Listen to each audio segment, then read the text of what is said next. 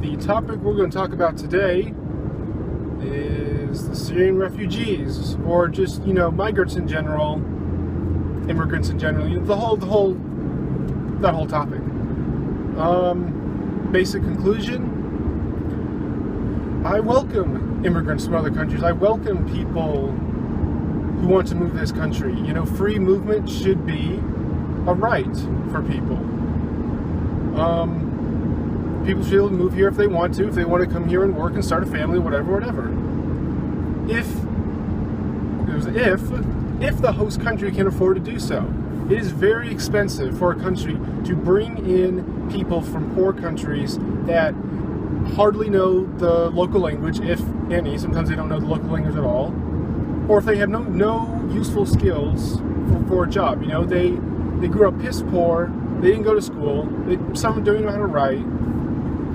And they come here, they can't compete in the job market, so we have to subsidize them. We have to give them taxpayer money to live. And that's expensive to do. So if a country can't afford to do that, then there's no problem for a country saying, okay, we're going to allow less immigrants than before because we can't afford to. It's using the same logic. You give money to charity every year, a certain amount. You don't give so much charity that it puts you in debt, or it seriously negatively affects your finances or your standard of living. You don't give that much to charity that it hurts you or puts you in debt. You give enough,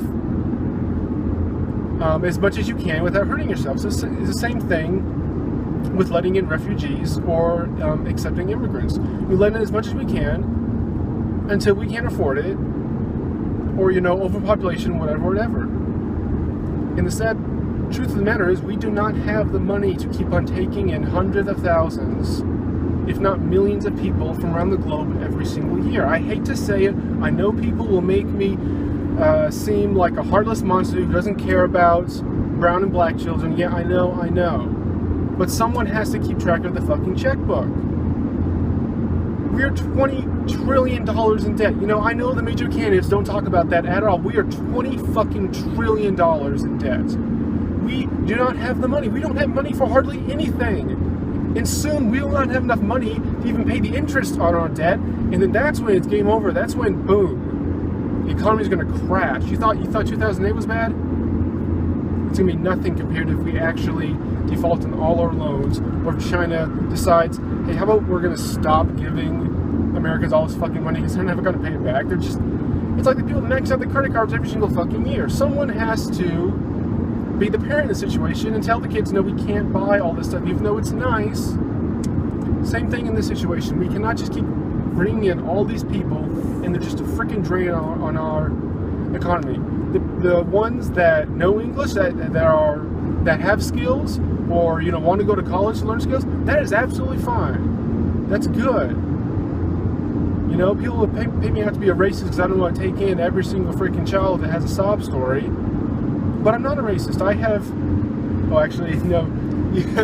the defense, I have friends from lots of different backgrounds. It means I'm not a racist. Apparently that isn't an argument to social justice. Okay, so how do I prove I'm not a racist? Well, I don't judge people based on their race. I don't insult people because of their race. Some of my oldest friends are non-white. Why would I respect and learn about their culture if I hated them and their culture? Anyway, that's the bottom line. That's all I'm saying. Back in the 90s, when we had a surplus, and the economy was better, we could bring in more people. Now we're $20 trillion in debt. We're getting overpopulated. I mean, just look at the fucking traffic. Well, you can't just look at me, but I mean, we do not need any more people in this country. We can take in. Okay, let me rephrase that. We need to lower the amount of people we're taking in this country, because our budget is being, a huge section of our budget is towards social services. We do not need more people on those freaking programs. To bring in people halfway across the world for a problem that I didn't fucking cause, and I'm going to pay them to live in this country.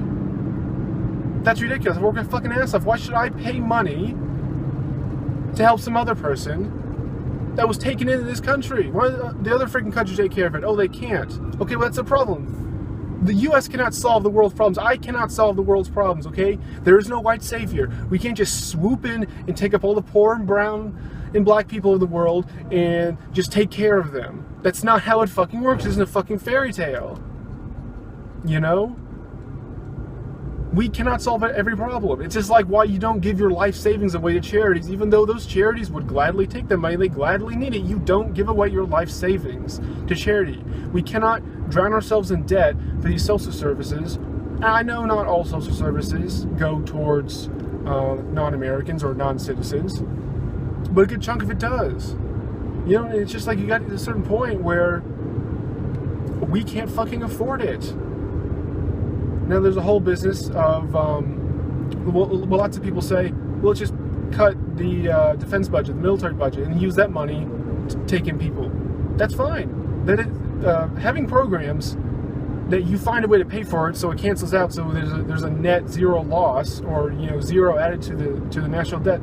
That's absolutely fine. That's one of the ways we're going to have to do things in order to lower the national debt if we want to ever have this hopes of having a surplus and getting rid of the debt. But the problem is, that's usually a Democratic argument, by the way. Democrats don't do that. Look at Obama's defense spending his whole 8 years. It is ballooned trillions upon trillions of dollars for defense. And defense were in 10 plus other wars on other countries. Yeah, that's really defensive. That sure sounds like an excuse for an offensive attack. Oh yeah, we're defending ourselves by going over other countries and beating up brown black people. That's a subject for another time. We're getting derailed here. Actually, I derailed it. Anyway, that's fine if you would cut defense or cut some other thing that we don't need in exchange for paying for all these people. But Democrats don't do that. They just add it onto the fucking debt, like they do everything, or they raise taxes. Are people who are already struggling to make ends meet? All it gets is raise taxes on these hard workers who are struggling and to pay for all these other people. No! You can cut the corporate loophole, the corporate tax hole loophole. There's no fucking reason why Apple should make billions and billions of dollars in profits and then find some loophole and pay no money for it. We can close that. They would pay taxes. We use those taxes to pay for the programs you want. But that's after we fucking get rid of the debts. You don't spend a lot of money on things when you're fucking in debt. You need to get a surplus first before you say, okay, let's have more programs. These people act as fucking rocket science. No, it's balancing a fucking budget.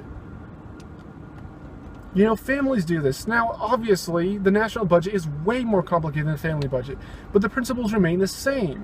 When you're in debt, you cut costs and try to increase revenue. You don't just keep on spending money on your credit card, just paying the minimum payment to get by, and just spend. No, that is what we have done for decades, and that's what gets this fucking problem. Now, social services for immigrants and non-citizens is just a small part in that. That's just one cog in the wheel. I'm not saying that we're $20 in debt because we keep on getting money to Syrian refugees. No, that's not what I'm saying. But we just don't have the fucking money. Is there anything else I want to say about this? The other argument, now I want to refute an argument against Syrian refugees that many right-wingers saying, oh well, since some of those refugees could be terrorists, we shouldn't let any of them in because some of them could be bad. Not all Muslims are terrorists. Some right-wingers will say that. Not all Muslim terrorists. They agree with that. But since some of them are, we have to be safe, and we have to keep all of them out. And I'm thinking to myself, using that logic, you can ban any social group from doing anything. You can say, white people shoplift, therefore this store is not going to accept white people. Or say, white people, some of them are pedophiles. Not all of them, but some of them are. So to protect the children, we're going to ban all white people from having children. Like, can you imagine if someone did that in this country? If they passed a law doing that? Or like, since some Christians are pedophiles, we're going to ban all Christians from having children. That's using the exact same logic of some Muslims are terrorists, therefore we have to bar all Muslim immigration. There's a cornerstone of Trump's plan, and it's fucking retarded. And I just refuted it in 5 seconds. Using the exact same logic against white or Christians, and you see how bigoted and stupid it is, how you can use that to justify anything. Yes, some Muslims are terrorists. Some white people are terrorists. Some black people are terrorists. Some Asian people are terrorists. So therefore, you can justify anything by saying that. Like, saying that means absolutely fucking nothing. And then people will say, oh, well, Muslims commit the majority of terrorism in the world. Bullshit. Bullshit, they don't. The thing is, you define terrorism as only when a Muslim kills someone. Like, that logic is absolutely incredulous. We define terrorism. We rewrite the meaning of terrorism to mean only when a Muslim kills someone. And then we find the stat, most Muslims are the perpetrators of terrorism. Wow, what a fucking coincidence. Now, terrorism is killing people for political goals. It doesn't fucking matter the identity of those being killed or the identity of the people committing the terrorism. Terrorism is terrorism. States across the world create terrorism. Terrorist groups in Mexico, for example, kill people all the fucking time. They are Christian. They are Christian and they kill people. Christian terrorist group, right there. Boom. There are Jewish terrorist groups that kill people in Palestine all the fucking time. There are Hindu terrorists that kill Muslim people in India all the fucking time. You get fooled by the media and they use these stupid little weasel words and they redefine the definition of words and then you just blindly follow them. Oh, most terrorism committed by Muslims. No. When you rewrite the meaning of terrorism to only include Muslims, like when a white guy shoots up a black church, you don't call it terrorism. Oh, because he's not Muslim. Well, what a fucking coincidence that using this new definition, most terrorist acts in your eyes are committed by Muslims. No. All races and religions commit terrorism on a big scale. Now, obviously, more Muslims are terrorists than Jews because Muslims outnumber Jews, what is it, like 1,000 to 1 or something at least. So obviously, there are going to be less Jewish terrorists than Muslim terrorists because there are just less Jewish people in the fucking world. You know, it's always a ratio, a certain ratio of people. So basically, that argument is fucking retarded. You cannot say, because some people do this, therefore we're going to bar everyone in that social group from doing it. You can use the same argument against gun owners. Yeah, try that against a right wing and see how pissed off they get. Oh, since some gun owners commit crimes, therefore we're not going to let anyone own guns. That's the exact argument that the Democrats use, and the right wingers hate it. But yet they use that same logic against taking in immigrants from Muslim countries. Fucking retarded.